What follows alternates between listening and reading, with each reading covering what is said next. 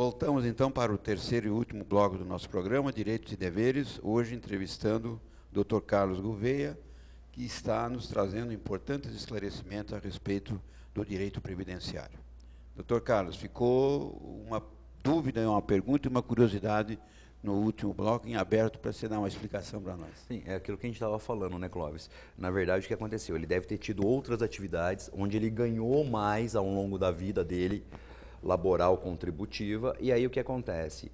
Eu pego os 80% maiores, então se eu tiver lá 5 salários, né, com valores 1, 2, 3, 4 e 5, o que eu vou fazer? Eu primeiro tenho que saber quanto que equivale a 80%. 80% equivale a 4, 5, 80% de 5, 4. Aí eu tenho que jogar fora 20% menores. Eu vou procurar aqui, qual é o menor? 1, 2, 3, 4, 5. Ah, é o 1. Eu pego esse 1 e jogo fora. Aí eu somo 2 com 3, com 4, com 5. Somo eles e divido. Vou ter uma média aproximadamente aí de 3,3. Então, isso que deve ter acontecido com ele. Ele devia ter salários de contribuição maiores anteriormente e agora o salário novo dele é um pouco menor, então ele falou, não, tá bom ficar em auxílio-doença. E também tem a questão da correção monetária. Às vezes, a categoria que ele está tem correções muito esparçadas, enquanto direito do trabalho. Mas, quando ele vai gerar benefício, o salário de contribuição dele é corrigido pela correção monetária. O benefício é corrigido pelo INPC, mas o salário de contribuição que gera o benefício é corrigido pela correção monetária. Então, é por isso que ele está com o benefício maior. Muita gente acontece isso mesmo. Agora, tem uma particularidade que pouca gente sabe. Eu tenho um teto previdenciário. Esse teto é 3.916,20. Se eu ganho 10 mil, eu contribuo sobre 3.916,20. E lá na frente eu vou ter que imaginar, que eu não vou ter mais a minha força de trabalho para ganhar 10 mil. E meu padrão de vida de 10 mil. Quando eu me aposentar, vou me aposentar algo em torno de 3.200, 3.300.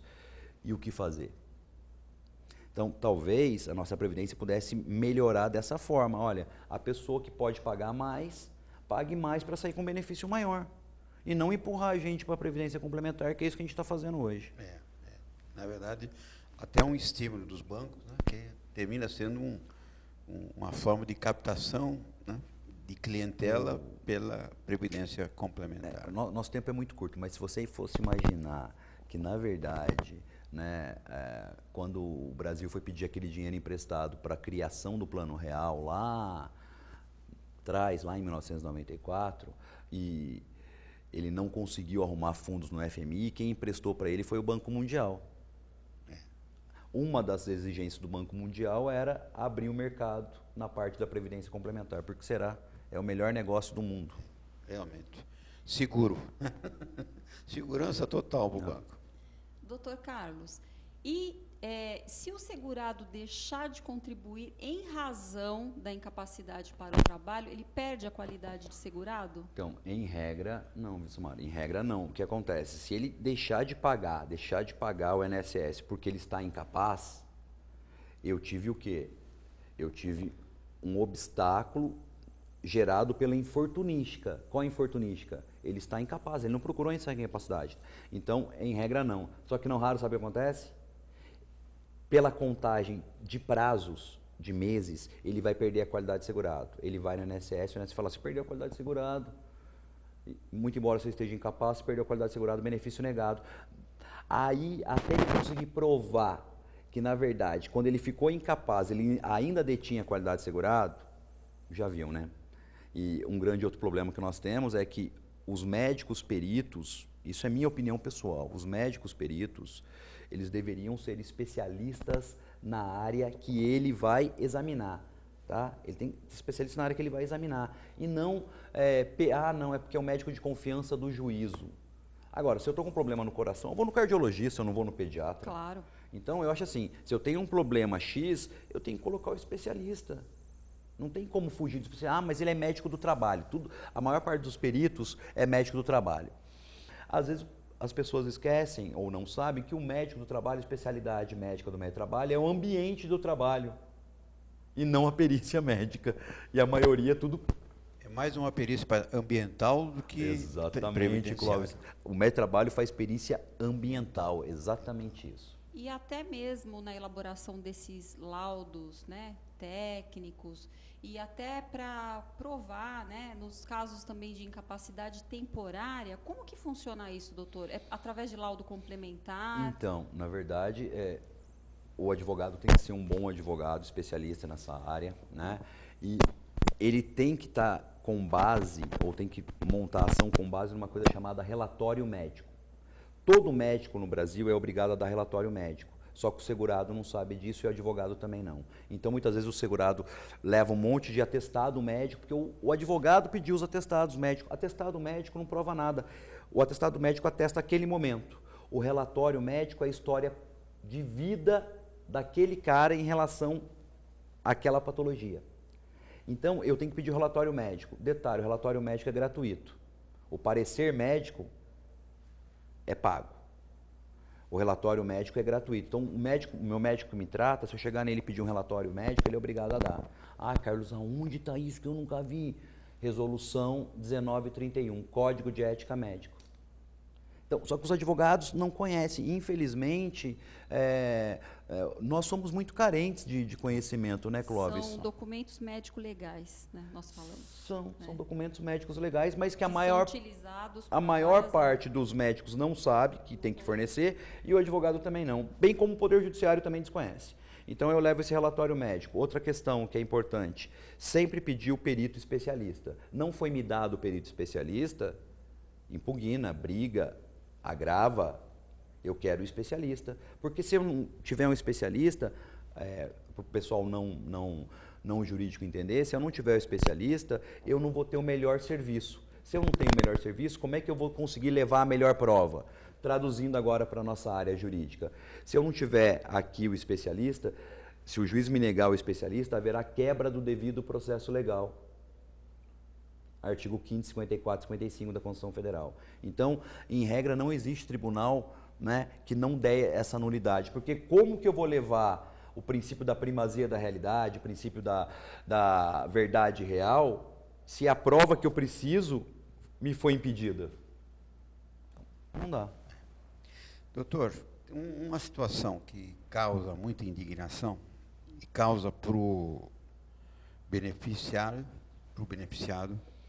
para os advogados, de uma forma geral, que atuam na defesa desses beneficiados, e que a doutora Tatiana Fiore, inclusive, que deveria estar hoje aqui me entrevistando, mas que, lamentavelmente, não pôde estar, e eu tive a alegria de poder substituí-la. Então, isso foi muito bom. Mas ela mandou um abraço, pedindo desculpas pela ausência dela, mas ela me falou, Clóvis, não deixa de falar da alta programada. Oh, meu Deus. E essa alta programada é aquilo que arrepia todo mundo. Porque o sujeito, ele chega para pegar um benefício e já vão dizer quando é que ele fica bom. É mais ou menos isso?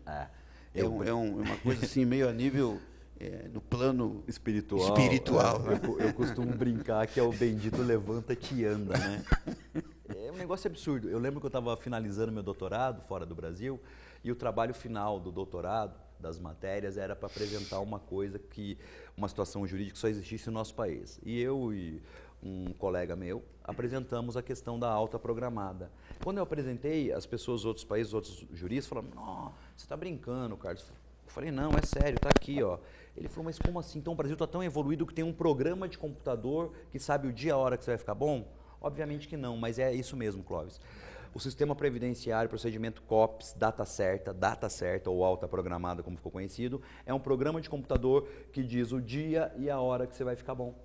Então você entra lá, o programa de computador, a hora que eu coloco o CID, dou as outras informações, o programa de computador gera falando, ó, no dia 15 do 12 você tá bom. E aí chega a cartinha na sua casa. Ou então, é que você vai morrer. Não, mas você está sendo otimista. Não, mas assim, tem situações assim horríveis a nível Brasil. Eu lembro de alguns anos atrás, onde a pessoa recebeu alta médica programada no dia 5 e no dia 10 morreu da patologia que ela estava boa. Eu tive um colega que no escritório dele chegou um caso, uma senhora foi lá, porque o marido estava internado, com a cartinha da alta médica. E ela perguntava para esse advogado, doutor, meu marido está bom ou está ruim? Porque eu saí ontem, ele estava na UTI, mas o INSS está falando que ele está bom. Será que ele está bom já? Quer dizer, você vê a ignorância quase utópica da população. E no Brasil nós temos, infelizmente, um procedimento de alta médica programada, onde um programa de computador fala o dia e a hora que você vai ficar bom. Eu sei que o nosso tempo está estourando, mas vem novidade aí. Agora vai ter uma coisa chamada auxílio doença eletrônico, perícia médica eletrônica. É a nova novidade que está vindo aí, já começaram a fazer e o ano que vem vão implementar de vez. Então, tem mais coisa aí. Você vai ter quase que alta médica imediata. Imediata. É um negócio meio... Então, tem alta médica sem ir no médico. Vai. Então, o senhor está convidado a voltar ao nosso programa para falar sobre esse novo assunto aí, né? Que está chegando aí. Não, será um prazer. Essas novidades. Não, será um prazer. A gente tem muita coisa, né? Pena que o nosso tempo é curto, mas tem muita coisa. A área previdenciária, a gente nem falou da questão do emparedamento, que é quando a empresa fala que ele está bom e o INSS fala que ele está ruim. Aliás, a empresa fala que ele está ruim e o INSS fala que ele está bom e o segurado fica no meio, sem benefício e sem salário. Daí mistura direito previdenciário com direito de trabalho. Uma outra situação. Doutora Silmara, chegou o nosso tempo. Infelizmente, nosso tempo se esgotou e nós agradecemos imensamente a sua presença aqui no nosso programa. Para nós foi um prazer e uma honra tê-lo aqui. Muito obrigada por sua presença. O prazer foi meu, sempre um prazer estar ao lado do Clóvis, eu gosto muito. Estou conhecendo você hoje, mas também foi um enorme prazer. E um abraço para a Tatiana, né, que deveria estar aqui, mas até que foi muito bem representada pelo Clóvis, né? Obrigado a todos.